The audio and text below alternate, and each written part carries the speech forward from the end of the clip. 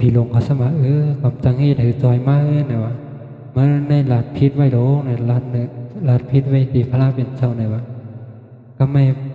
ซ้ำหาลอกลายซ้ำมีลอกลายมาปั่นผลผีป้านั่นเนาะเขาไม่เฮ็ดจังไหนเลยเนี่ยวะเขามากกว่าปันดานเอาเกลียวแสงเงินคำอันเต่าสัตเทนั่นเลยเนี่ยวะมาปัดเต่าสัตเทขึ้นนะครับวะก็ไม่ผลผีนั่นก็วุ่นเลยบอกซ้ำกว่าเฮ็ดจอมวะ